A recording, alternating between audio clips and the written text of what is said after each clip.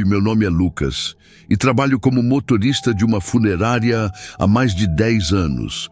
Durante esse tempo, já vivi experiências que me marcaram profundamente, mas nada chega perto do que aconteceu numa noite chuvosa e silenciosa de junho. Essa história me persegue até hoje, e toda vez que passo pela estrada onde aconteceu, sinto um arrepio que me faz questionar tudo o que sei sobre a vida e a morte. Era por volta das 23h, quando recebi a ligação do meu chefe. Ele me pediu para buscar um corpo em uma cidade vizinha, a cerca de 2 horas de distância. O trabalho em si era comum, mas o horário e o clima tornavam tudo mais difícil. A noite estava particularmente escura, com nuvens carregadas cobrindo a lua, e uma chuva fina e insistente caía, dificultando a visibilidade. Preparei a van da funerária e, como de costume, saí sozinho. No início, o trajeto parecia normal. A estrada era isolada, rodeada por mata fechada, e o som do limpador de para-brisa era o único companheiro no silêncio. O cheiro úmido da chuva misturava-se com o leve aroma de flores que sempre parecia impregnar o interior da van, por mais que tentássemos limpá-la. Mas, conforme eu avançava, algo começou a mudar. Primeiro, veio a sensação de estar sendo observado. Não era a primeira vez que sentia isso em viagens noturnas, mas naquela noite parecia diferente, mais intenso, mais presente. Olhei pelo retrovisor algumas vezes, mas o banco de trás, onde o caixão vazio estava preparado, permanecia como deveria, vazio. Ainda assim, a sensação não me abandonava. Era como se algo invisível estivesse comigo, me acompanhando silenciosamente. A certa altura, o rádio que eu mantinha desligado ligou sozinho. Primeiro, tocou uma música antiga, uma daquelas que você reconhece, mas não lembra o nome. Em seguida, começou a trocar de estação de forma frenética, até parar em um chiado de estática. A estática não parecia normal. Era quase como se houvesse sussurros, misturados no som, baixos e incompreensíveis. Desliguei o rádio rapidamente, tentando ignorar o arrepio que subiu pela minha espinha. Continuei dirigindo, agora ainda mais alerta, mas o ar dentro da van parecia ter ficado mais pesado, quase sufocante. A chuva lá fora aumentou, tornando a estrada escorregadia, e eu sentia que algo estava errado, mas não conseguia identificar o quê. Foi então que aconteceu o inesperado. Pelo retrovisor, percebi algo que fez meu coração disparar. No banco de trás, bem próximo ao caixão vazio, havia um vulto. Não tinha uma forma definida, mas era inegavelmente uma presença. Seus olhos, ou o que pareciam ser olhos, brilhavam com uma luz fraca, quase fosforescente, e estavam fixos em mim. Travei por alguns segundos, sem saber o que fazer. Quando olhei novamente, o vulto havia desaparecido. Tentei me acalmar, dizendo a mim mesmo que era só minha imaginação pregando peças. Mas, no fundo, sabia que não era. Meu corpo inteiro estava arrepiado, e a sensação de estar sendo observado agora era esmagadora. Comecei a acelerar, na esperança de chegar ao destino o mais rápido possível, mas o que aconteceu a seguir foi ainda pior. Ouvi um barulho alto, como um baque seco, vindo da parte traseira da van. Era como se alguém tivesse batido no caixão. Meu coração quase saiu pela boca. Então, outro som se seguiu. O som de algo arranhando o metal da van, como unhas raspando lentamente. O som era insuportável e eu já estava em pânico. Não tive coragem de parar o carro para verificar. Minha única opção era continuar. A cada quilômetro, os acontecimentos pareciam ficar mais intensos. O som de arranhões parou. Mas agora, havia um murmúrio dentro da van, baixo e indistinto, como se alguém estivesse tentando falar comigo. Não eram palavras claras, mas a entonação era angustiante, quase como um lamento. Minhas mãos tremiam no volante e o suor escorria pela minha testa, apesar do frio da noite. Quando finalmente cheguei ao destino, senti um alívio momentâneo. Estacionei a van em frente ao pequeno necrotério e desci rapidamente, tentando recuperar o fôlego. Abri a porta traseira para verificar o caixão e, para minha surpresa, ele estava exatamente como eu o havia deixado. Mas ao me virar para fechar a porta, senti uma presença atrás de mim. Meu corpo inteiro ficou paralisado. Não vi ninguém, mas o ar estava tão pesado que parecia difícil respirar. Foi nesse momento que ouvi, claramente, uma voz perto do meu ouvido. Obrigado pela carona. A voz era rouca e baixa, mas firme o suficiente para me fazer dar um salto para trás. Olhei ao redor, mas não havia ninguém ali. Fechei a porta da van com um movimento rápido e entrei no necrotério tentando parecer calmo, mas por dentro estava apavorado.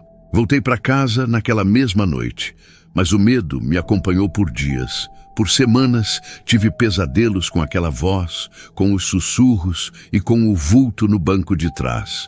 Nunca mais consegui dirigir a van da funerária sem lembrar daquela noite. Hoje, quando conto essa história, as pessoas dizem que é coisa da minha cabeça, que eu estava cansado ou imaginando coisas. Mas eu sei o que vivi e posso garantir, há coisas que vão muito além da nossa compreensão. O sobrenatural está mais próximo do que imaginamos. Oi, meu nome é Carlos e trabalho em uma funerária há quase 20 anos. Durante esse tempo, vi e vivi muitas coisas que poderiam fazer qualquer um questionar sua sanidade. Cuidar dos mortos é um trabalho que exige respeito, paciência e, principalmente, nervos de aço. Mas por mais preparado que você esteja, algumas noites são simplesmente impossíveis de esquecer. Vou contar a vocês o que aconteceu comigo em uma noite de dezembro, quando fiquei de plantão sozinho na funerária. A funerária onde trabalho fica em uma área isolada da cidade, cercada por poucas casas e um pequeno bosque. Durante o dia, o lugar é movimentado, com famílias vindo se despedir de seus entes queridos. Mas à noite, o silêncio toma conta. As luzes fluorescentes do prédio deixam tudo com uma aparência fria e desconfortável, e o som do vento batendo nas árvores do lado de fora só aumenta a sensação de solidão. Naquela noite, era meu turno de ficar até o amanhecer. Eu estava sozinho, como de costume, já que geralmente não havia muito o que fazer, além de cuidar dos corpos que aguardavam o velório. A sala onde os corpos eram preparados ficava nos fundos do prédio, e era ali que eu passava a maior parte do tempo. Estava tudo tranquilo até cerca de meia-noite, quando comecei a ouvir sons vindos do corredor. No início, achei que fosse o vento ou talvez algum animal que tivesse entrado no prédio. Mas os sons não eram normais. Eram passos lentos, que ecoavam no chão de cerâmica. Saí da sala de preparação e fui verificar com uma lanterna na mão, já que algumas luzes do corredor estavam piscando. Não encontrei ninguém. Mas os passos pareciam se mover conforme eu avançava, como se alguém estivesse se afastando. Voltei para a sala, tentando me convencer de que era minha imaginação. No entanto, assim que me sentei, ouvi um barulho alto, vindo do necrotério. Parecia o som de uma porta sendo fechada com força. Fui até lá novamente, com o coração disparado, e encontrei a porta da geladeira mortuária aberta. Essa porta só pode ser aberta com uma chave, e eu tinha certeza de que estava trancada. Quando fui fechá-la, senti um calafrio tão intenso que meus dedos tremiam. O ambiente ficou ainda mais estranho depois disso. O ar parecia mais denso, como se algo invisível estivesse presente. Decidi ligar um rádio para tentar distrair a mente, mas assim que sintonizei uma estação, ele começou a chiar e a trocar de frequência sozinho. Por fim, parou em uma música antiga, daquelas que pareciam sair de um disco arranhado. Desliguei o rádio imediatamente. A noite continuou ficando mais assustadora. Em determinado momento, ouvi claramente o som de algo arranhando o vidro da janela da sala onde eu estava. Levantei-me devagar e olhei pela cortina. Não havia nada do lado de fora, apenas a escuridão do bosque. mas o som continuava, persistente e perturbador. De repente, ele parou e eu senti como se alguém estivesse me observando por trás. Virei-me rapidamente, mas não havia ninguém. Decidi então checar as câmeras de segurança. Na tela, tudo parecia normal, até que percebi algo estranho na sala de velórios. Uma das câmeras capturava uma sombra escura se movendo lentamente perto do caixão que estava preparado para o dia seguinte. Fiquei paralisado. Não havia ninguém naquela sala. Peguei coragem e fui até lá, mas, ao entrar, não vi nada. O caixão estava fechado, exatamente como eu o havia deixado. Enquanto eu estava na sala, ouvi um ruído vindo do corredor novamente. Era como um choro baixo, quase um lamento. Segui o som que me levou até o necrotério. Ao entrar, vi algo que nunca vou esquecer. Uma figura embaçada, como se fosse feita de fumaça, parada ao lado de uma das geladeiras. Ela não tinha um rosto definido, mas parecia estar olhando diretamente para mim. Pisquei e a figura desapareceu.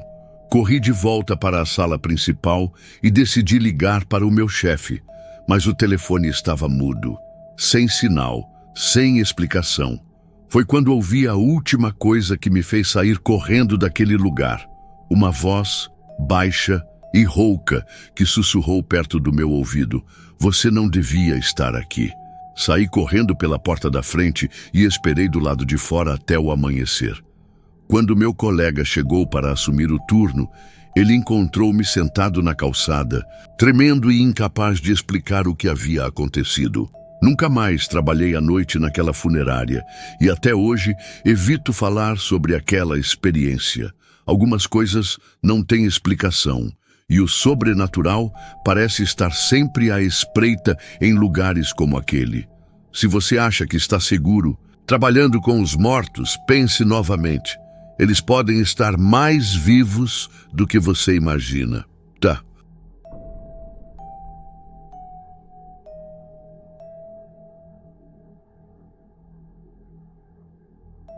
Oi, meu nome é Rafael e trabalho como tanatopraxista em uma funerária há mais de 15 anos. Ao longo desse tempo, já vivi situações estranhas, mas nenhuma se compara ao que vou contar agora. Este é o tipo de experiência que faz você questionar tudo o que sabe sobre a morte e o que acontece depois dela. Era uma noite comum. Eu estava no turno noturno, como de costume. O ambiente da funerária sempre foi silencioso, quase opressivo, e durante a madrugada parecia que a própria escuridão pesava no ar. Naquela noite, recebemos o corpo de um homem que havia falecido de forma repentina. Pelos relatos, ele havia sofrido um ataque cardíaco fulminante, mas seu semblante mostrava uma expressão de pavor. Isso me incomodou desde o início. O processo de preparação do corpo começou por volta das 23h. Coloquei minha música no fone de ouvido para tentar aliviar a tensão, algo que sempre fazia para me distrair enquanto realizava o trabalho. Entretanto, naquela noite, senti algo diferente assim que entrei na sala de preparação. O ar estava gelado, mais do que o normal, e eu tinha uma sensação desconfortável de estar sendo observado, embora soubesse que estava completamente sozinho. Primeira coisa que percebi foi que as luzes da sala começaram a piscar intermitentemente, algo que nunca acontecia. Parecia um clichê de filme de terror, mas ali era a vida real, e eu comecei a me sentir desconfortável. Ignorei e segui com o trabalho, limpando e preparando o corpo como de costume. No entanto, quando estava quase terminando a higienização, senti um calafrio subir pela minha espinha. Foi como se uma corrente de ar gelada tivesse passado direto por mim. Olhei em volta, mas todas as janelas estavam fechadas e não havia ventilação que justificasse aquilo. De repente, enquanto eu estava ajustando o rosto do falecido, o inesperado aconteceu. A mão direita do corpo se moveu levemente, como se ele estivesse tentando agarrar algo. Eu congelei no lugar, achando que minha mente estava pregando uma peça. Convenci-me de que era um espasmo muscular residual, algo que pode acontecer em casos muito raros. Respirei fundo e continuei, mas isso foi apenas o começo. Poucos minutos depois, enquanto ajustava o terno no corpo, ouvi um som. Era algo baixo, como um suspiro. Levantei-me de imediato e olhei ao redor, pensando que talvez fosse algum ruído, vindo do sistema de ventilação, mas novamente não havia nada. O silêncio voltou, mas meu coração estava disparado. Decidi apressar o processo para terminar o mais rápido possível. Quando comecei a maquiar o rosto, percebi algo que fez o sangue gelar. Os olhos do falecido estavam entreabertos. Isso não era incomum durante a preparação, mas o olhar dele parecia fixado em mim, como se estivesse me observando. Dei um passo para trás, tentando afastar aquele pensamento, e me aproximei para ajustar as pálpebras. Assim que toquei o rosto dele, ouvi outro som. Dessa vez era um leve gemido. Afastei-me tão rápido que quase derrubei os instrumentos na bancada. Era impossível. Mortos não gemem. Mortos não fazem som algum. Mas o corpo estava ali, imóvel, com aquele olhar vazio que parecia carregar algo a mais. Senti meu corpo inteiro arrepiar. A única explicação lógica seria que eu estava ficando paranoico, talvez pelo cansaço ou pela tensão acumulada. Decidi finalizar o mais rápido possível e saí para buscar o certificado de óbito na recepção. Quando voltei, porém, quase desmaiei de susto. O corpo estava ligeiramente virado para o lado, como se tivesse se movido na mesa. As mãos estavam dobradas em posição diferente da que eu havia deixado, e o lençol que cobria parcialmente o tórax estava no chão. Aquilo era impossível. Ninguém tinha entrado na sala, e eu sabia exatamente como havia deixado o corpo. Comecei a suar frio e pensei em ligar para meu supervisor, mas sabia que ele não acreditaria em mim. Decidi registrar tudo com meu celular. Então abri a câmera e comecei a gravar. Enquanto filmava, percebi algo que fez minha coragem desaparecer de vez. O peito do cadáver parecia inflar levemente, como se estivesse respirando. Larguei o celular e saí correndo da sala. Meu coração estava disparado e eu sentia que se ficasse mais um segundo ali, algo pior poderia acontecer. Depois de alguns minutos tentando me acalmar, decidi voltar. Precisava terminar o trabalho e seguir em frente. Ao entrar novamente, fui tomado por um cheiro forte de flores murchas, algo que não estava ali antes. Quando me aproximei da mesa, o corpo parecia normal, mas no chão havia marcas úmidas, como pegadas descalças, que iam da mesa até a porta da sala. Aquelas marcas não eram minhas. Naquele momento, a única coisa que consegui fazer foi pegar minhas coisas e sair da funerária. Tranquei tudo e deixei para o próximo turno lidar com aquilo. No dia seguinte, quando voltei para o trabalho, encontrei o colega que assumiu depois de mim. Perguntei se havia notado algo estranho e ele apenas balançou a cabeça, dizendo que a noite havia sido tranquila. Não mencionei o que aconteceu, mas desde então nunca mais fiquei sozinho na funerária à noite. Alguns dizem que a morte é o fim, mas para mim aquilo provou que talvez ela seja apenas o começo de algo que não compreendemos. Se você trabalha nesse meio, esteja preparado, porque nunca sabe o que pode acontecer quando está sozinho com os mortos.